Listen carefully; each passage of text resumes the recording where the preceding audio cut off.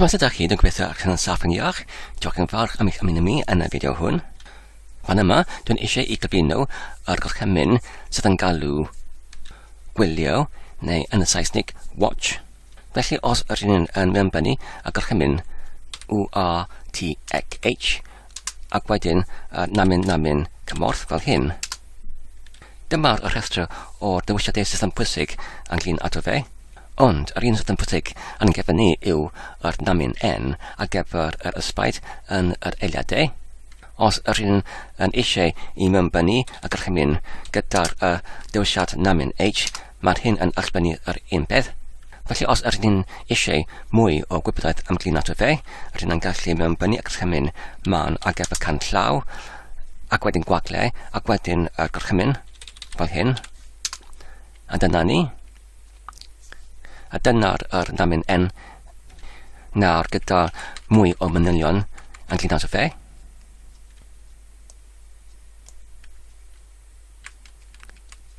Ac ati.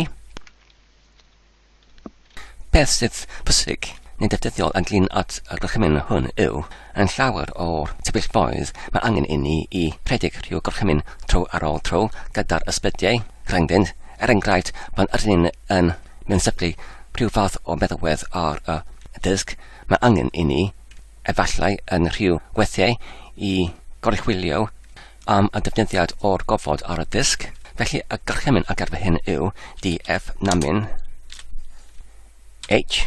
Mae'r lythrennau DF yn cynrychioli yr geriau disg rhydd ac mae'r lythren H yn cynrychioli yr gar dynoriw I wneud yr allbeniad yn yr ffurfiadaeth sydd yn darllenadwy gyda'r dynoriw. A dyna'r allbeniad. Ar y foment mae gyda ni yr defnyddiad yn y prif rhaniad o'r disg hyd at y gwastatlun o 15%. Felly os rydyn eisiau I rhedeg y gorchymyn hwn tro ar ôl tro I goruchwylio am y defnyddiad o'r disg pan rydyn yn sefydlu rhyw fath o'r meddalwedd sy'n eisiau llawer o'r gwagle neu gofod ar y disg. Rydyn yn gallu gwneud hyn, sef ei bwyso ar yr bysell saith I fyny I gechu yn ôl yr gorchymyn olaf ac wedyn bwyso ar y dodiad fel hyn. Ond, os rydyn eisiau I wneud hyn yn hunan symudol neu hunan weithredol rydyn yn gallu defnyddio'r gorchymyn gwylio fel hyn ac wedyn gwagle ac wedyn diwisiad namin N ar gyfer yr ysbaid neu'r hyd o'r ysbaid rhwng yr gorchmynion.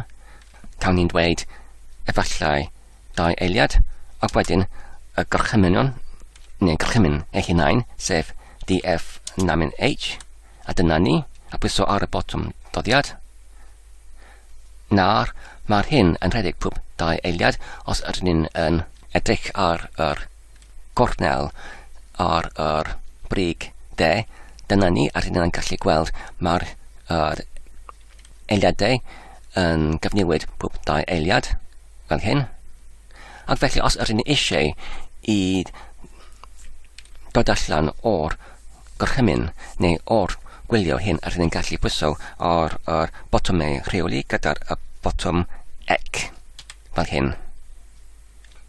Rydyn yn gallu rhedeg gwylio gyda'r pob fath o'r gorchymyn eraill hefyd, enghraifft os rydyn eisiau I rhestru y cymwysiad o'r pregell neu cyfeiriadur cyfredol rydyn yn gallu gwneud hyn, gwylio ac wedyn gwagle namin N 1 ar gyfer 1 eiliad ac wedyn rydyn yn gallu rhestru yr cymwysiad yn yr ffurfiadaeth hir fel hyn. Ac nawr mae hyn yn adnewyddu neu diweddaru pob eiliad fel hyn.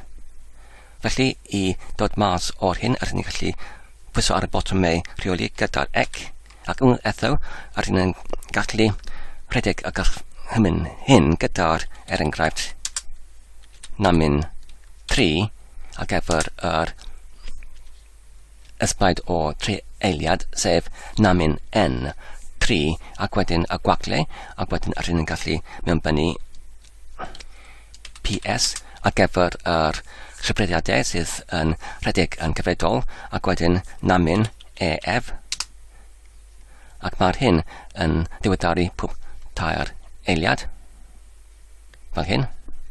Ac wedyn unwaith eto, i dod allan, mae angen i pwyso ar y botymau, rheoli gyda ec. A dyna ni gyd ar gyfer nawr. Diolch yn fawr am eich gwylio am y fideo hwn. Dwi'n gobeithio ydych chi'n wedi mwynhau ac yn ei darllenrod yn ddefnyddiol. Tan y tro nesaf, cadwch saff ac yn iach, a hwyl.